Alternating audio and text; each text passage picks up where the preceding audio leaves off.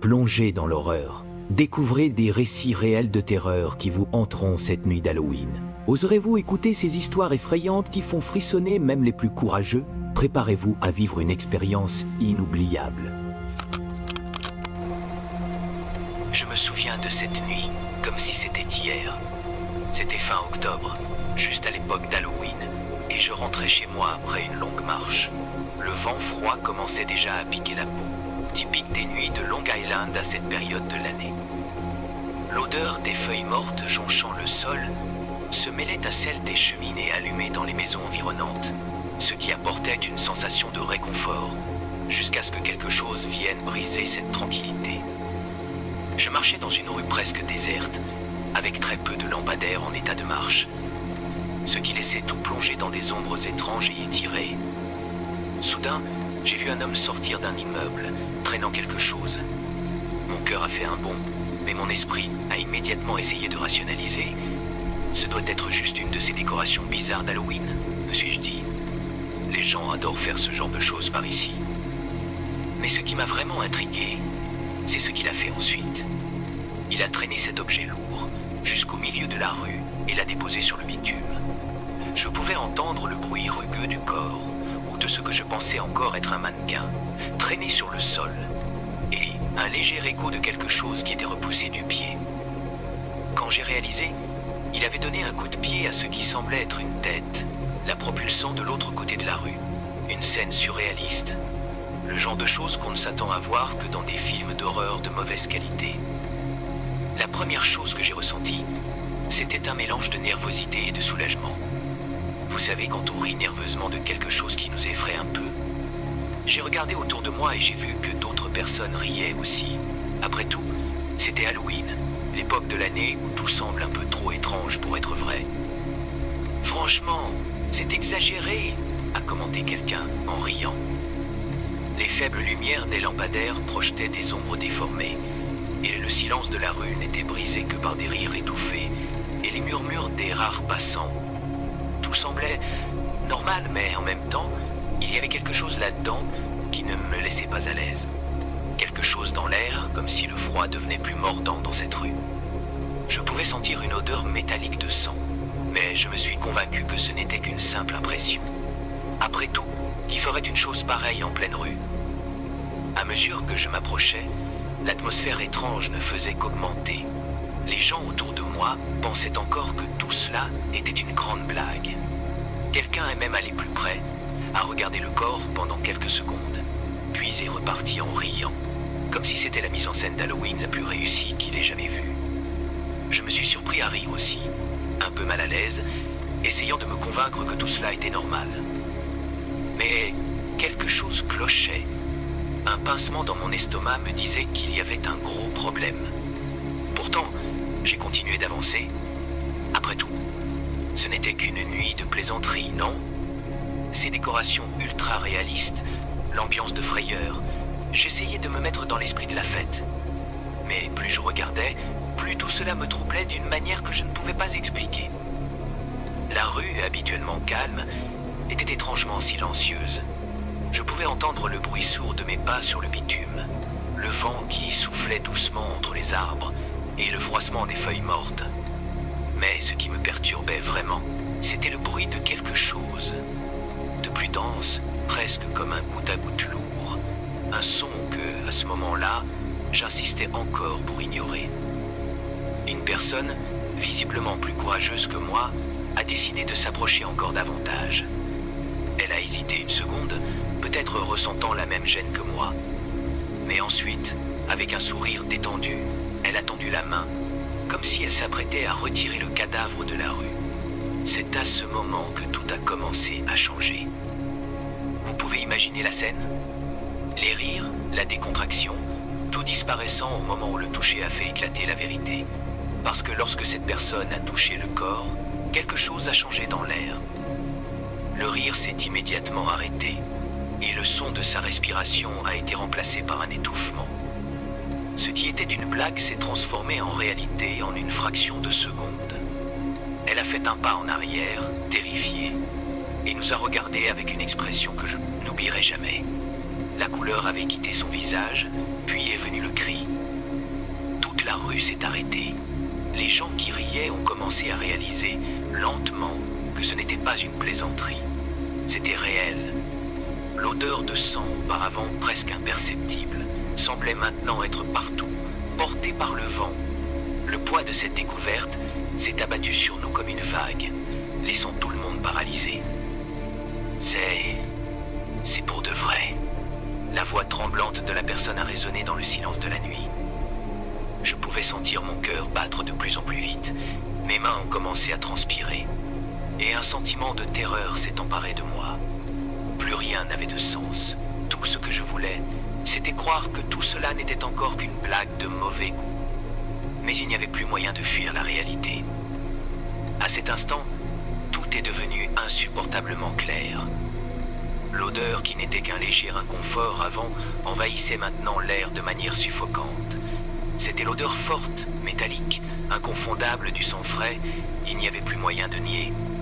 Le corps sur le sol était réel. La tête qui avait été envoyée comme un ballon appartenait à quelqu'un de vrai. Le temps semblait ralentir alors que tout le monde autour de moi commençait à s'éloigner, choqué par ce qu'ils étaient en train de voir. Le silence s'est emparé de l'endroit, et seul le bruit du vent et quelques murmures confus étaient audibles. Personne ne savait quoi faire. La personne qui s'était approchée était pâle, les mains tremblantes, essayant de s'éloigner de la scène, mais ses pieds semblaient collés au sol. Moi-même, j'étais figé. Je savais que je devais partir, m'enfuir loin, mais une partie de moi voulait comprendre ce qui se passait réellement. Qu'est-ce qui avait poussé cet homme à traîner ce corps hors de l'immeuble? Et pourquoi personne n'avait remarqué plus tôt que ce n'était pas une mise en scène? Je regardais autour de moi et, soudainement, les rues qui semblaient sûres quelques minutes auparavant avaient un air sinistre, menaçant. Le vent déchirait le silence comme une lame. Et chaque petit bruit semblait amplifié. Les rires qui remplissaient l'air, auparavant, avaient été remplacés par une tension étouffante. Et puis, le choc final est arrivé. Une voiture est passée lentement dans la rue et s'est arrêtée. Le conducteur est descendu, ne comprenant pas vraiment ce qui se passait, mais visiblement curieux de la situation. Il s'est approché du corps, poussé par un instinct d'aider. Mais son expression a changé si rapidement qu'il était impossible de ne pas le remarquer. Il s'est agenouillé près du corps, a touché la peau froide et a crié. « C'est du sang !» dit-il d'une voix tremblante. « Mon Dieu, c'est du vrai sang !» Cela a suffi pour que tout le monde prenne enfin conscience de la réalité. C'était vrai. Une femme était allongée au milieu de la rue, sans tête, et rien de tout cela n'était une blague d'Halloween. Une sensation de désespoir s'est emparée de moi, un mélange de nausée et de peur. Je voulais m'éloigner, je voulais crier, mais ma voix semblait s'être évaporée. Les gens autour ont commencé à s'éloigner. Certains appelaient à l'aide. D'autres fuyaient tout simplement. Je ne savais pas quoi faire. Mon corps était figé, incapable de bouger, comme si mes pieds étaient ancrés dans le sol. Ma tête tournait, mes pensées étaient floues. Et tout ce que je pouvais entendre était le battement rapide de mon cœur, résonnant dans mes oreilles. Il n'y avait pas de logique dans ce qui se passait. Halloween ou pas, ceci était bien trop réel pour être ignoré. L'homme qui avait traîné le corps avait disparu, fondu dans l'obscurité de la rue. Personne ne savait où il était allé, ni comment tout cela avait pu se produire sans que quelqu'un n'intervienne. La panique commençait à envahir les visages des gens qui réalisaient la gravité de la situation. Puis, presque comme dans un rêve, j'ai entendu le hurlement lointain d'une sirène. Quelqu'un avait dû appeler la police. L'angoisse montait en moi. Chaque son, chaque mouvement autour de moi semblait se transformer en une cacophonie de terreur. Les lumières des maisons voisines s'allumaient une par une, et des gens sortaient pour voir ce qui causait toute cette agitation. Mais je ne pouvais pas rester là. Il y avait quelque chose de profondément perturbant dans cette scène.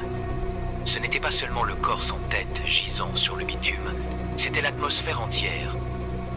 Une tension palpable flottait dans l'air, comme si quelque chose de plus sombre, de plus sinistre, se cachait dans l'ombre. Un sentiment que tout cela n'était qu'un début, et que quelque chose de pire allait suivre. J'ai fait un pas en arrière, puis un autre, et avant même de m'en rendre compte, je courais, je fuyais cette rue, cet endroit, cette horreur.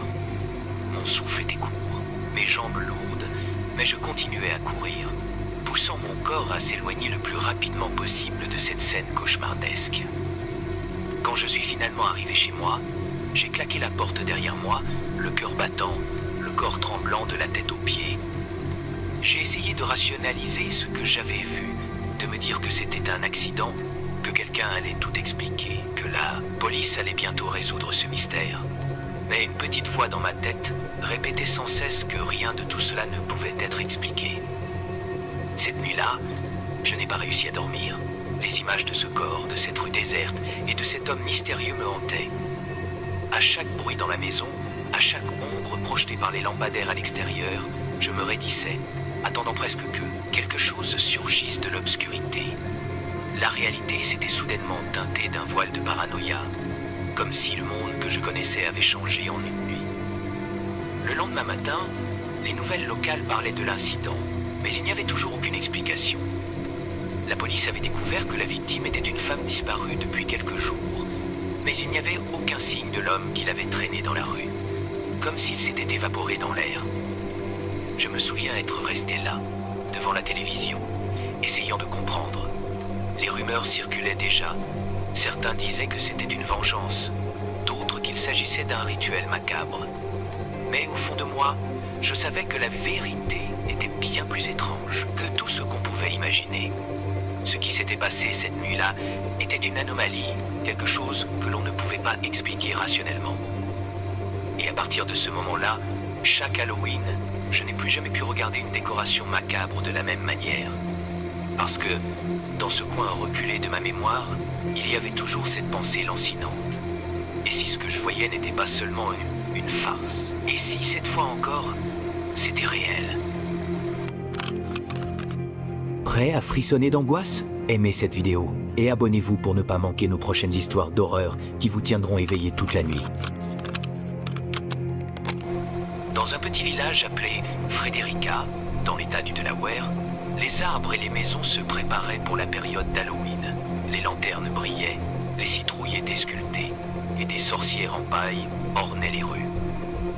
L'atmosphère festive remplissait l'air d'une joie anticipée, tandis que les enfants, déguisés en monstres et fantômes, couraient dans les ruelles, riant et criant d'excitation.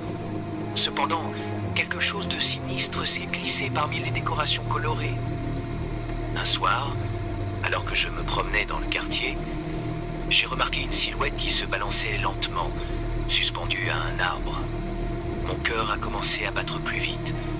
Je pensais d'abord que c'était une autre décoration d'Halloween, mais en m'approchant, une peur indescriptible m'a envahi. La réalité est devenue terrifiante. À plus de 4 mètres du sol, le corps d'une femme se balançait doucement dans le vent. Sa robe, décolorée par le temps, se fondait presque dans les ombres du crépuscule. Je me suis frotté les yeux, essayant de chasser l'illusion, mais l'image restait ancrée dans ma mémoire. Les autres passants, d'abord distraits par la fête, ont finalement remarqué cette présence inquiétante. Les rires se sont tus, et une atmosphère pesante s'est installée. Les visages se sont figés dans l'horreur lorsque la vérité a frappé. Ce n'était pas une décoration, c'était le corps d'une femme de 42 ans qui avait décidé de mettre fin à ses jours. Son acte tragique était devenu un spectacle macabre au milieu des lanternes et des sourires, et l'étrangeté de la situation a créé une tension palpable. J'ai ressenti un frisson le long de ma colonne vertébrale. J'avais l'impression d'être le témoin d'une scène d'un film d'horreur où la mort se mêle à la fête. Les sirènes de la police se sont mises à retentir au loin, mais tout le monde semblait paralysé par la peur. Comment cela a-t-il pu arriver? Pourquoi personne ne l'avait-il remarqué avant qu'il ne soit trop tard?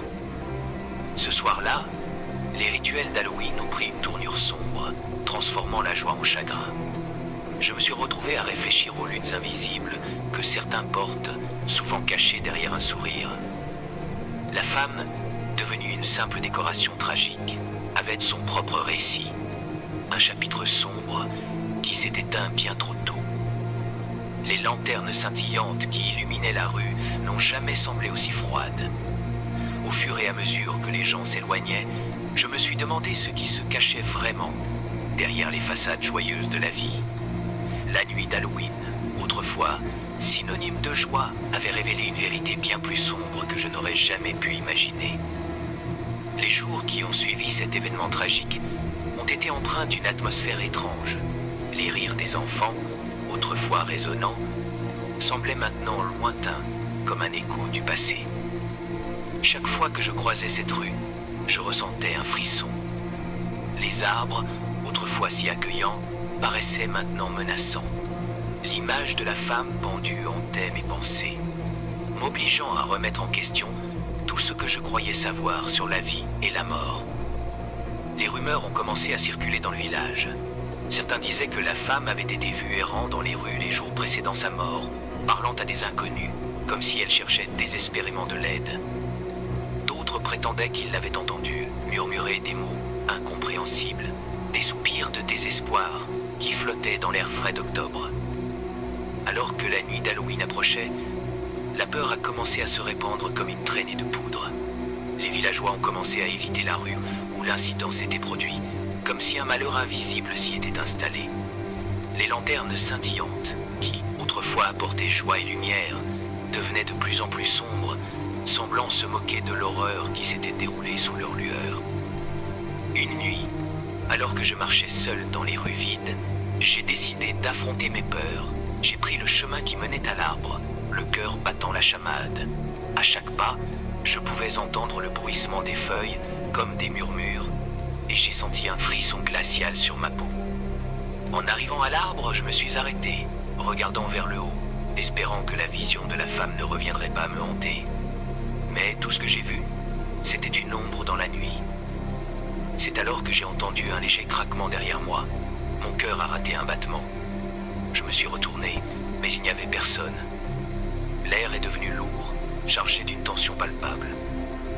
Mes mains se sont mises à trembler, et j'ai commencé à comprendre que la peur n'était pas simplement un état d'esprit. Elle pouvait se matérialiser, comme un spectre que l'on croyait révolu, mais qui ne demandait qu'à revenir hanter ceux qui osaient s'en approcher. À cet instant, j'ai compris que la vérité était bien plus complexe que je ne l'avais imaginé.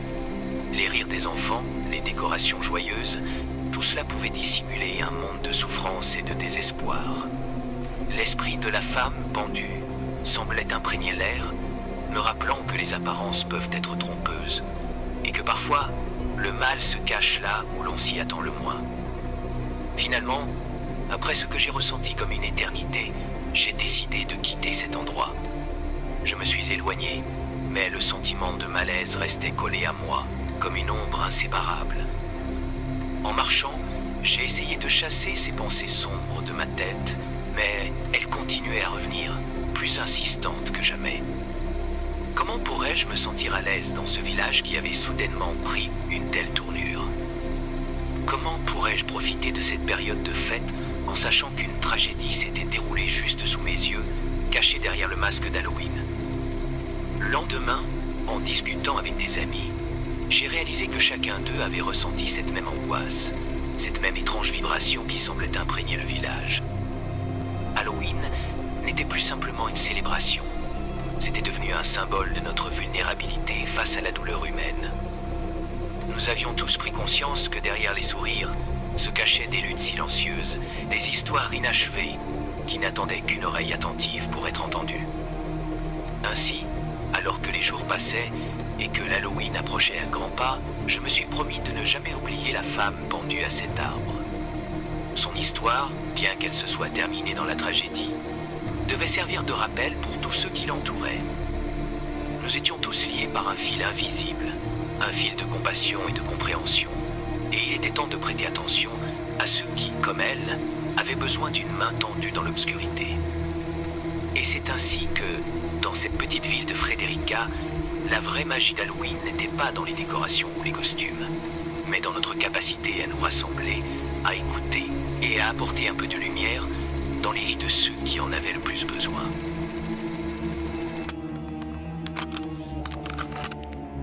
Avez-vous le courage de partager vos propres expériences terrifiantes? Laissez un commentaire ci-dessous et racontez-nous ce que vous avez ressenti en écoutant ces récits glaçants. Prêt pour une autre histoire d'horreur qui vous fera frémir? pour adorer Halloween. Pour moi, c'est la période où la ville prend vie d'une manière différente. Les lumières clignotent, les citrouilles, sculptées, sourient, et les enfants sortent à la recherche de bonbons, déguisés en créatures tout droit sorties de récits d'horreur. Mais il y avait une maison qui se distinguait toujours. Le responsable de cette décoration était un homme solitaire qui, apparemment, n'avait qu'un esprit festif à partager. Pourtant, son amour pour Halloween cachait quelque chose de plus sombre. Sa maison, située dans une rue calme, était un mélange de magie et d'étrangeté. En m'approchant, l'odeur de la terre humide et des feuilles mortes envahissait mes narines, me procurant une sensation de nostalgie. Les arbres oscillaient doucement, murmurant des secrets, tandis qu'une légère brise portait les rires et les cris de joie lointains des enfants. En regardant la maison, je ne pouvais m'empêcher de remarquer ce mélange de lumière et d'ombre dansant aux fenêtres, presque comme si la maison elle-même était vivante. Les années précédentes, il avait décoré la maison avec des squelettes dansants, des toiles d'araignée et des lumières clignotantes. Mais cette année-là, il avait décidé d'aller plus loin. Le thème était macabre. Il avait installé des mannequins hyper réalistes, tous couverts de faux sang, emballés sur des pieux en bois. Des corbeaux en plastique observaient depuis chaque coin, complétant la scène grotesque.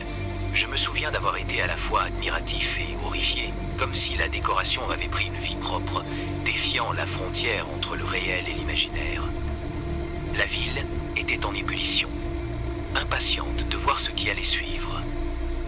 À l'approche d'Halloween, l'engouement autour de la décoration de cet homme ne faisait qu'augmenter. Ce n'était pas juste un amateur d'Halloween, c'était un artiste qui transformait sa maison en un véritable spectacle de terreur. Chaque jour qui passait, les habitants se rassemblaient en petits groupes devant sa résidence, commentant les œuvres grotesques qu'il créait. Il y avait une atmosphère d'attente dans l'air, comme si tout le monde attendait un spectacle grandiose, qui d'une manière, d'une autre surpasserait tout ce qu'ils avaient déjà vu. Un jour, en me promenant dans le quartier, j'entendais des enfants parler de la façon dont les mannequins paraissaient si réels qu'ils pouvaient prendre vie à tout moment. Les histoires ont commencé à se répandre, et certaines personnes disaient même qu'il y avait quelque chose de sinistre chez l'homme qui les fabriquait. Moi, de mon côté, je ne pouvais pas m'empêcher de me sentir fasciné par son art. Ce mélange de créativité et de terreur éveillait quelque chose en moi. La nuit tombait, et l'éclairage de la maison reflétait l'atmosphère inquiétante qu'elle créait. J'observais les mannequins, presque comme s'ils me fixaient en retour, et un frisson me parcourait l'échine. Mais ce que personne ne savait, et ce qui allait bientôt être révélé, c'était que la réalité derrière cette décoration était encore plus troublante que l'art lui-même. Quelques jours passèrent, et je remarquai quelque chose d'étrange. L'homme qui était toujours en train de modifier ses décorations avait tout simplement disparu. Je ne le voyais plus ajuster les mannequins ou ajouter de nouveaux détails. Pour quelqu'un qui consacrait autant de temps aux préparatifs d'Halloween, c'était inhabituel. Je me suis dit qu'il préparait peut-être une dernière surprise pour la nuit d'Halloween, mais le silence autour de la maison commençait à m'inquiéter. La lumière du porche restait éteinte, et la vibration festive d'autrefois avait disparu, comme si quelque chose de plus sombre s'était emparé des lieux. Un après-midi, en rentrant chez moi, j'ai vu un employé de la ville devant la maison, regardant autour avec une expression méfiante. Il semblait aussi curieux que moi. L'homme a commencé à enquêter, s'approchant du jardin en murmurant quelque chose à propos de la disparition du propriétaire. C'est à ce moment-là qu'il a senti l'odeur. Une odeur si forte et désagréable qu'elle m'a frappé de loin. C'était comme si quelque chose pourrissait là-bas. Mon estomac s'est noué et j'ai presque reculé, mais quelque chose m'a poussé à continuer d'observer. L'employé a hésité, mais s'est ensuite approché d'un des mannequins suspendus. Ce qui s'est passé ensuite est quelque chose que je n'ai jamais pu oublier.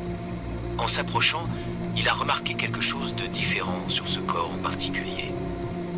La peau semblait différente, plus pâle et ridée. Il a fait un pas de plus, puis, dans un acte de courage ou de folie, il a touché le bras. Le cri qu'il a poussé a suffi à me glacer le sang. Ce n'était pas un mannequin, c'était l'homme lui-même.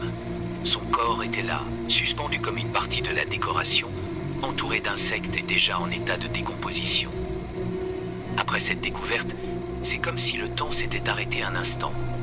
L'employé s'est éloigné du corps en courant, appelant la police avec des mains tremblantes, et moi, je n'arrivais pas à croire ce que je venais de voir. Ce que nous avions tous pris pour une simple décoration perturbante était en fait le cadavre du propriétaire lui-même. L'odeur, les insectes, le réalisme, tout cela n'était plus un jeu d'Halloween. C'était réel, macabre et nauséabond. Quand la police est arrivée, ils ont rapidement bouclé la zone, tandis que les voisins commençaient à se rassembler, curieux. Le brouhaha grandissait et la nouvelle se répandait dans la ville comme une traînée de poudre. J'assistais à tout cela en silence, le ventre noué. La question qui ne cessait de me hanter était: que lui était-il arrivé? Était-ce un accident? Pire encore, quelqu'un l'avait-il tué et avait-il transformé sa mort en une partie de cette décoration macabre? La police a posé quelques questions, mais personne ne semblait avoir de réponse. La maison a été scellée et, dans les jours qui ont suivi, des rumeurs ont commencé à circuler. Certaines personnes juraient que l'homme avait été assassiné. D'autres disaient qu'il avait lui-même mis en place tout cela avant de se suicider, dans un acte de désespoir ou de folie. Et puis, avec le temps, la maison est devenue plus qu'un simple endroit avec une décoration effrayante. Elle est devenue une légende. Certains disaient qu'ils pouvaient entendre des bruits étranges venant de là la nuit, comme si l'esprit du propriétaire errait encore parmi les mannequins. D'autres juraient qu'ils voyaient des ombres bouger derrière les fenêtres. Après cet Halloween, plus personne n'a eu le courage de décorer la maison de manière aussi élaborée. L'endroit est devenu connu comme la maison hantée et les habitants faisaient tout leur possible pour l'éviter. Quant à moi, chaque fois que je passe par là, je sens encore cette odeur. Et parfois, juste parfois, il me semble apercevoir quelque chose bouger dans le jardin, comme s'il était toujours là, surveillant sa dernière et macabre création. Prêt à découvrir des secrets macabres et des légendes terrifiantes? Abonnez-vous dès maintenant à notre chaîne pour ne rien manquer des mystères les plus troublants. Si vous avez une histoire effrayante à partager, envoyez-la nous par email, en toute discrétion. Rejoignez notre communauté de passionnés du paranormal et plongez dans un cauchemar si réel qu'il vous hantera longtemps après.